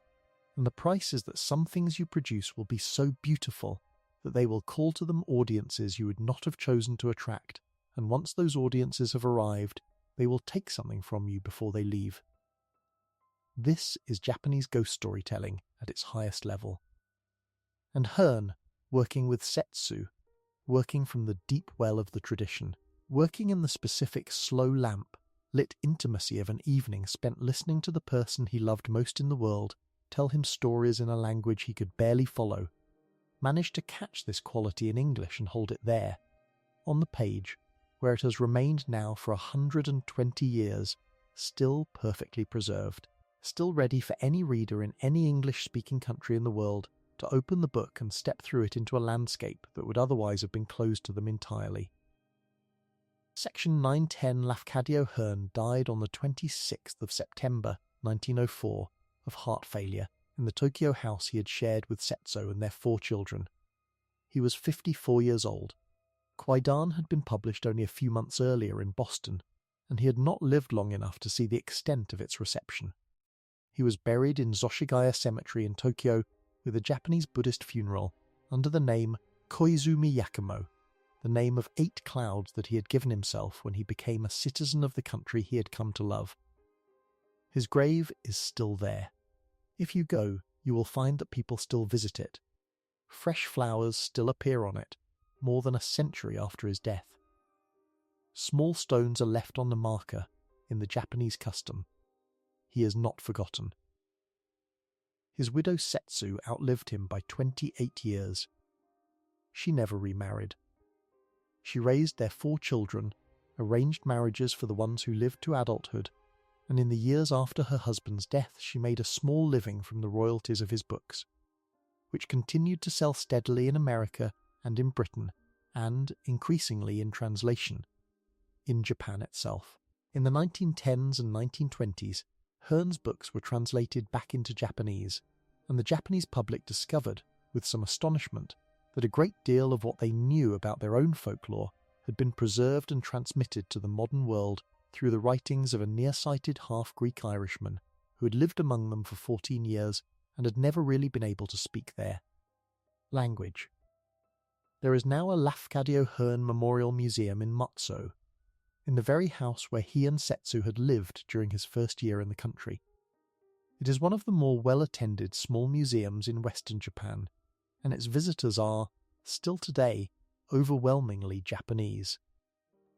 They come to see the desk where he wrote, the small garden he loved, the objects Setsu preserved after his death. They come, in a certain sense, to thank him, because without him, and without her, a great deal of what they now know about their own tradition would have slipped away, quietly, into the 20th century and would not have come back. Setsu, in the final years of her life, dictated a memoir of her husband to their eldest son. It is a small book, and it has been translated into English under the title Reminiscences of Lafcadio Hearn. It is one of the strangest and most touching documents in the entire literature about him, because it records, in her own voice, the specific texture of what their evenings together had been like.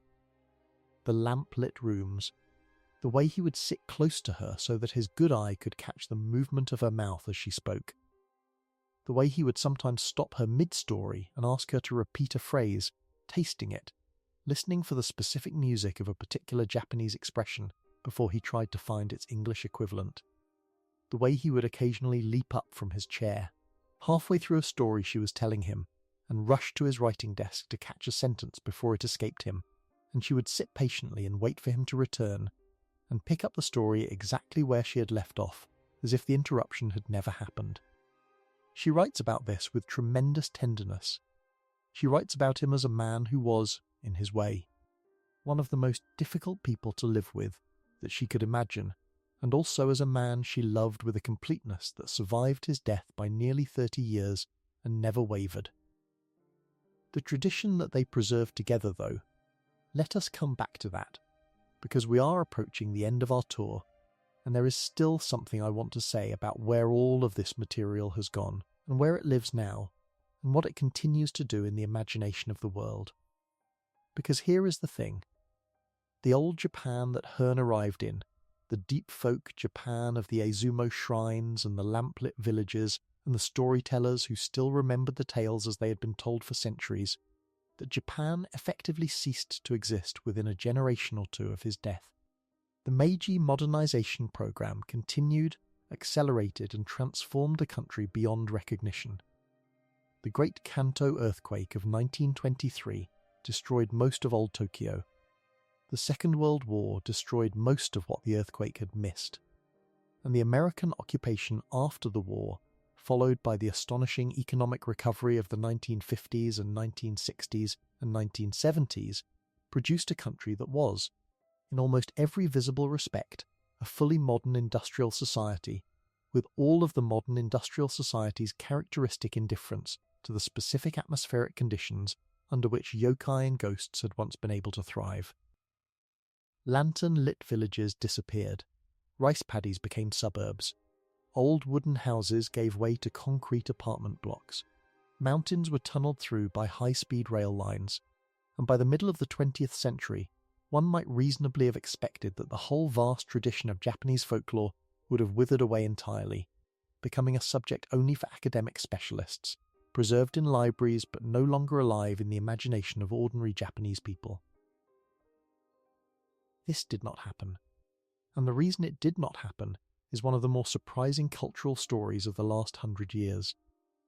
Because Japanese modernity, instead of discarding the yokai, absorbed them, reinvented them, redistributed them into new media, and ended up, in the process, sending them out into the wider world in forms that would eventually reach hundreds of millions of people who had never heard of Lafcadio Hearn and had no direct knowledge of the folk tradition at all. The central figure in this modern renaissance of the yokai was a manga artist named Mizuki Shigeru, who lived from 1922 to 2015 and who is, among people who care about such things, one of the most important cultural figures of post-war Japan. Mizuki had been drafted into the Japanese army during the Second World War, sent to New Guinea, and had lost his left arm in an Allied air raid. He returned home a young man with one arm and no obvious prospects, and eventually made his way into the post-war manga industry, where in the 1960s he began publishing a series of comic books called Gegege no Kitaro, about a small boy who was the last surviving member of an ancient race of yokai and who spent his adventures interacting with the entire vast catalogue of traditional Japanese supernatural beings, drawn by Mizuki in a style that was both scrupulously faithful to the historical visual tradition and appealingly cartoonish to the eyes of modern children. The impact of Mizuki's work on the Japanese cultural imagination cannot really be overstated. 2 generations of Japanese children grew up reading Geigei no Kitaro or watching its various animated adaptations, and absorbed through it a working knowledge of the traditional yokai catalogue that would probably have been lost otherwise. Mizuki himself, over the course of his long career, became a self-appointed champion of yokai preservation, travelling around Japan collecting regional folk beliefs, producing his own enormous illustrated encyclopedias of yokai that ran directly in the tradition of Toriyama Sekien 2 centuries earlier, and campaigning for the recognition of folk tradition as a serious cultural inheritance rather than as embarrassing rural superstition. There is now a museum dedicated to his work in his hometown of Sakaiminato. There is a Mizuki Shigeru Road in the same town, lined with over 100 bronze statues of the yokai he loved best, and this road is one of the region's major tourist attractions. He was, in every sense, the 20th century Sekien, and the tradition owes him a debt that is only beginning to be properly appreciated now that he is gone. And then, alongside and after Mizuki, came the great flowering of the Japanese fantasy imagination through anime and video games, which took the yokai catalogue that Mizuki had preserved and updated for a modern audience and sent it out into the world with a force that no previous mode of transmission had ever achieved. Hayao Miyazaki, the director of Studio Ghibli, has spent his entire career drawing on the yokai tradition and the deeper animist substrate beneath it. Spirited Away is essentially a hyakumonogatari for children. An evening spent in the presence of gods and spirits from every corner of the old Japanese cosmology, refracted through the sensibility of the 21st century, but recognisably continuous with the material Sekien was cataloguing in 1776, and Hearn was recording in the 1890s. My Neighbour Totoro is a meditation on kami, on the way that certain ordinary places contain within them presences that only children can quite fully perceive. Princess Mononoke is a full immersion in the ancient forest world of the mountain gods and the wolf spirits and the wounded landscape spirits of pre-modern Japan. Millions of children around the world have watched these films. Most of them have no idea that what they are absorbing, along with the storytelling and the imagery, is a specific and ancient body of folk belief that has been carefully passed down through many hands to reach them. The video game industry has done the same work in a different mode. Pokémon, one of the most successful commercial franchises in the history of the entertainment industry, is essentially a modern yokai encyclopedia in interactive form. The very concept, small strange creatures with distinct personalities and powers inhabiting the wild spaces of a stylized Japanese landscape, encountered by a wandering young traveller who catalogues them and befriends them, is directly descended from the Sekien tradition, right down to the specific pleasure of accumulating a systematic collection of imaginary beings. The Yokai Watch franchise, less known in the West but enormously popular in Japan, is even more explicit about this lineage, essentially adapting the yokai tradition into a form that children can carry in their pockets on handheld game systems. There are dozens more examples: Neo, Akami, the Persona series, the Nier series, on and on.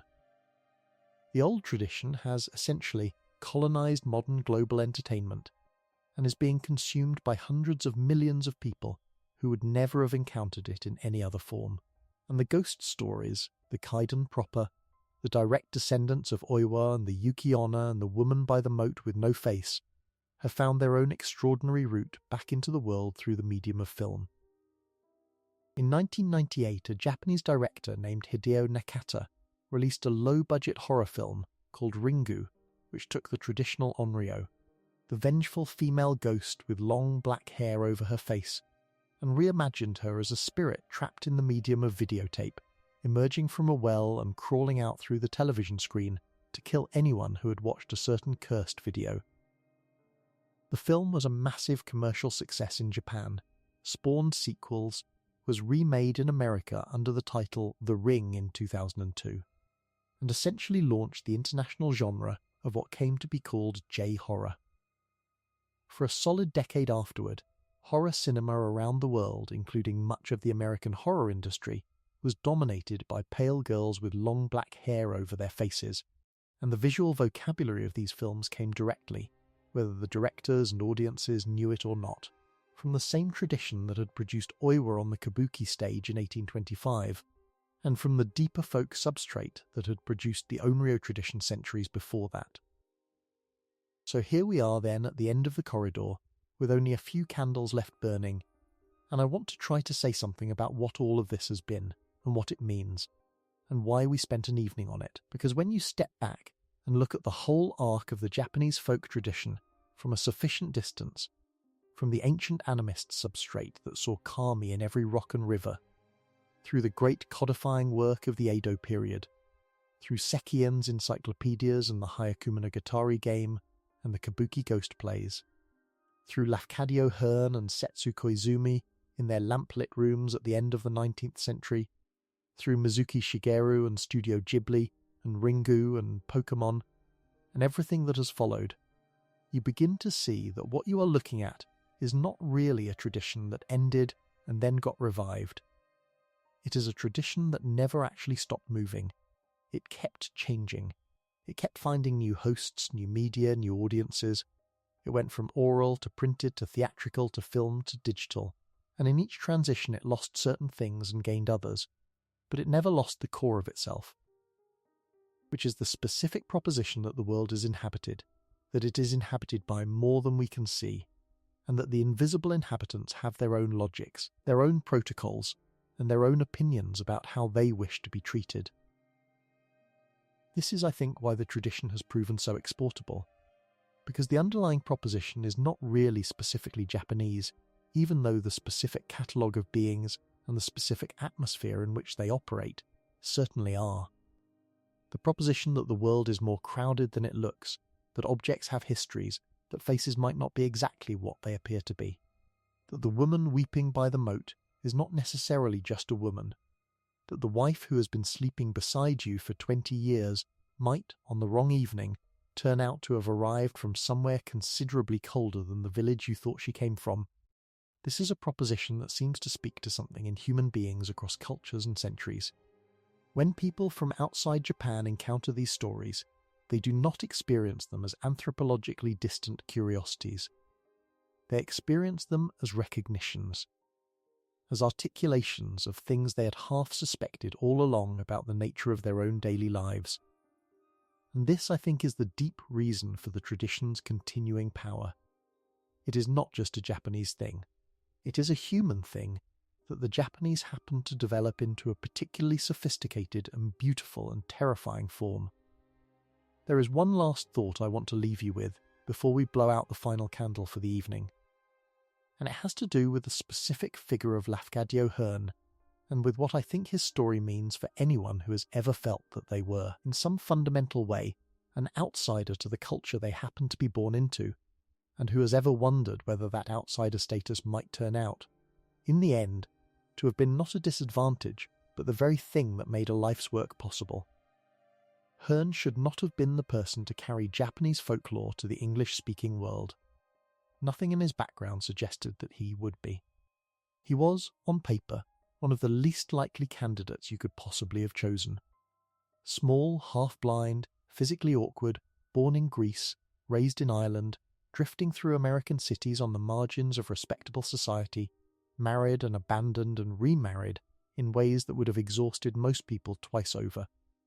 Arriving in Japan in his 40th year with almost no money and no clear plan and no language and no obvious future.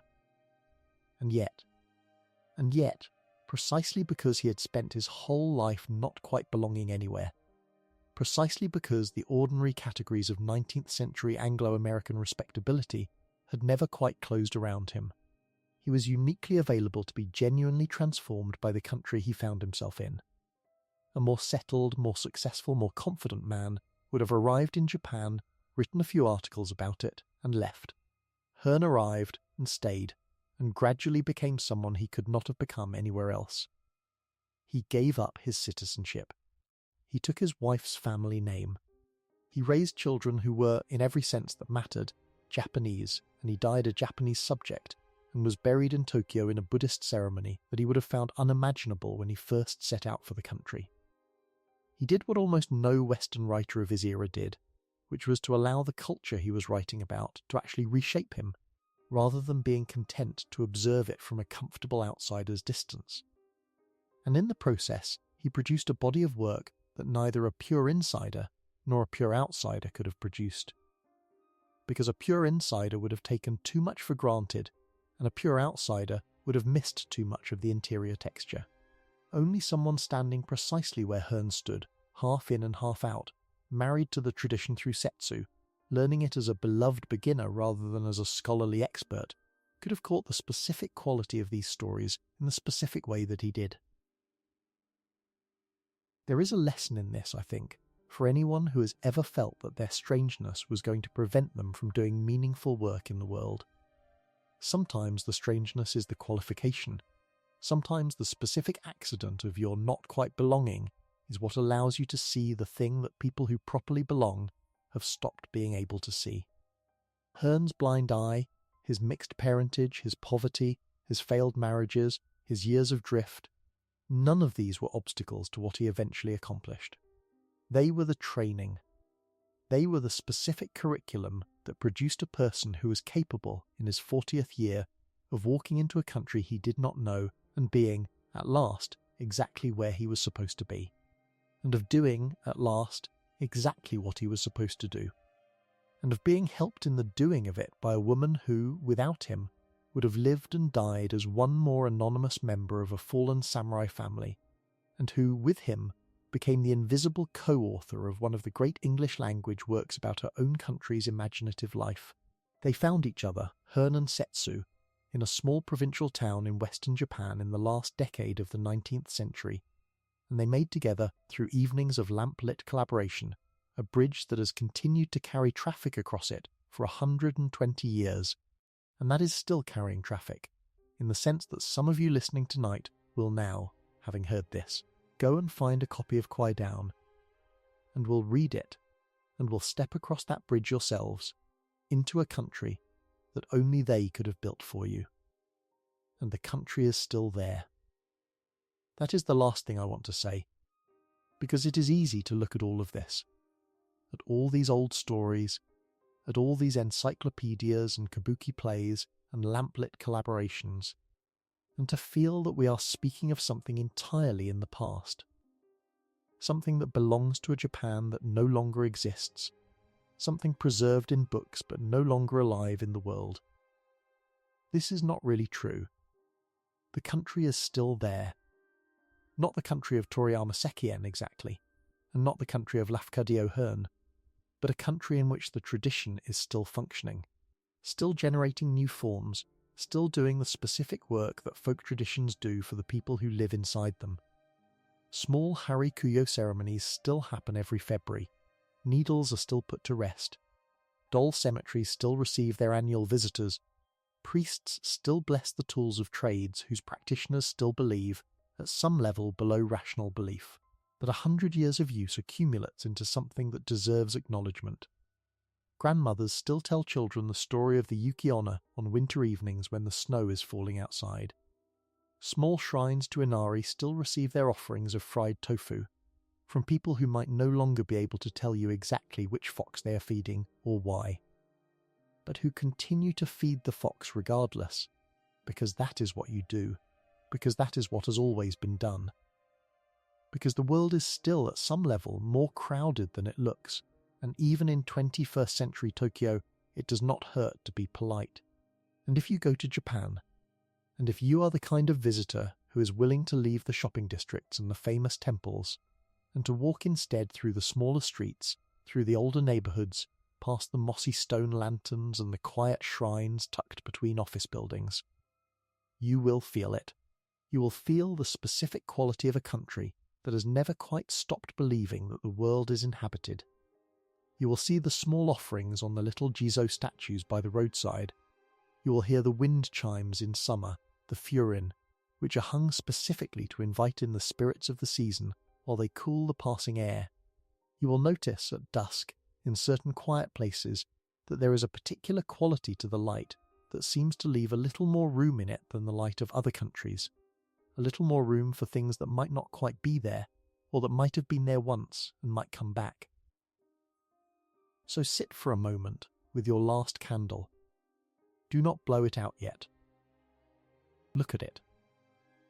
Think about the corridor at the far end of the room, and the mirror waiting at the end of the corridor, and the way that if you did walk down there right now, and did lift the snuffer to the wick, and did look up into the mirror in the moment of the flames dying, you would see, at the very least, your own face, tired and thoughtful, at the end of a long evening spent with old stories from a country you may or may not ever visit.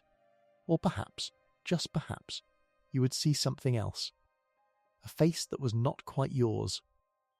A face that seemed to be listening.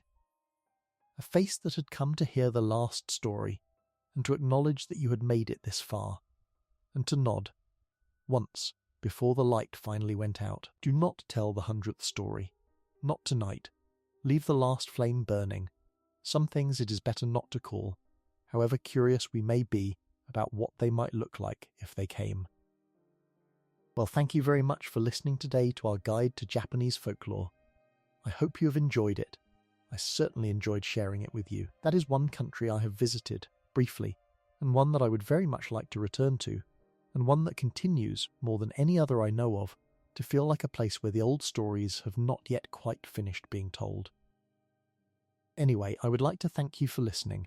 I would like to thank the Patreon supporters, the YouTube memberships, the donors, the merch store visitors, for keeping our little project here crowdfunded and ad-free. Thank you very much. And make sure you give a like, comment and subscribe if you are not already asleep. If you are already asleep, well, do not wake up. Or rather wake up in the morning, of course, but continue to sleep until you are sufficiently rested.